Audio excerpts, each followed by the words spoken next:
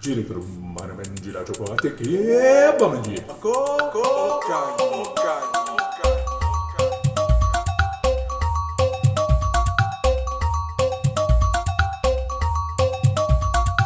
Now, the first question I always ask is,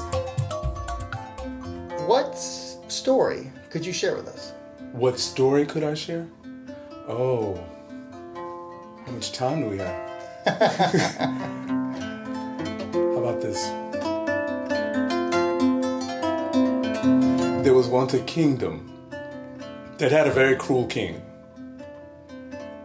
The king was used to being entertained. That is what he did with the people of his kingdom. He had them entertain him.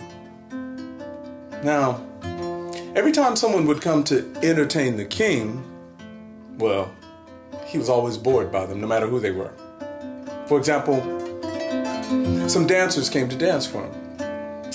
He sat back, his eyes rolled back, and he said, put them in the dungeon, because that's what he would do.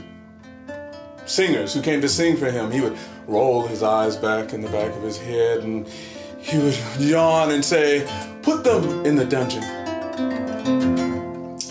Every entertainer that ever came before the king met the same fate. They were put in the dungeon.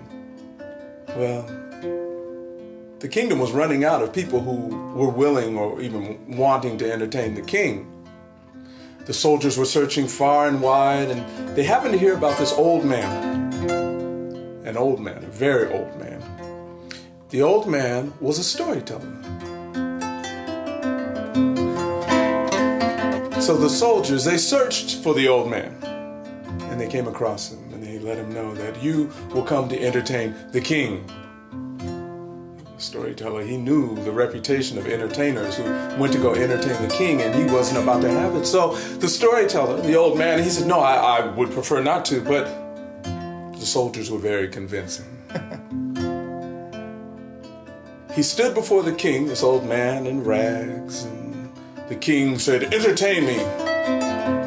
The soldiers stood by the side of the old man, and he began to tell a story to the king. The king looked, and he listened, and he nodded, his eyes rolled back in his head, and he yawned again, and again, and again, before finally he fell asleep.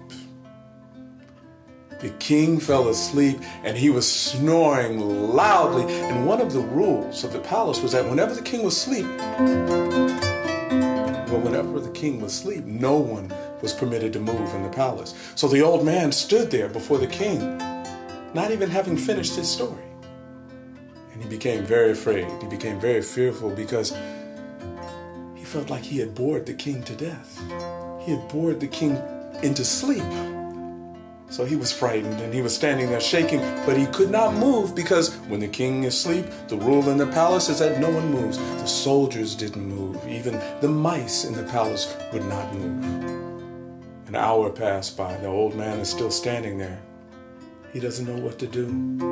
He knows when the king wakes up, he knows that he's going to end up in the dungeon. So he begins to worry.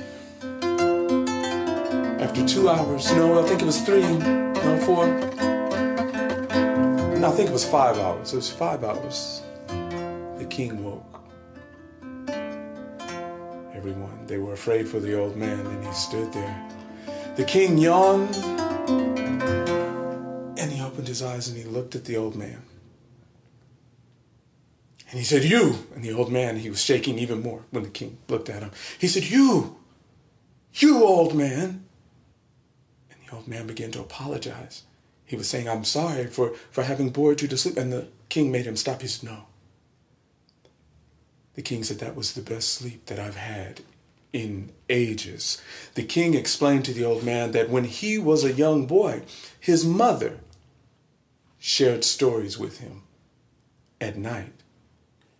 And that he would fall asleep to his mother sharing stories with him. And every night of his childhood, he slept peacefully. And he had not been so well entertained until the old man brought him simple stories. In fact, the king, he became so contented in his reign, and he began to feel so good with the old man telling him stories all the time that, well, he let all of the other entertainers out of the dungeon. He became more pleasant. He became a better man. All because of stories.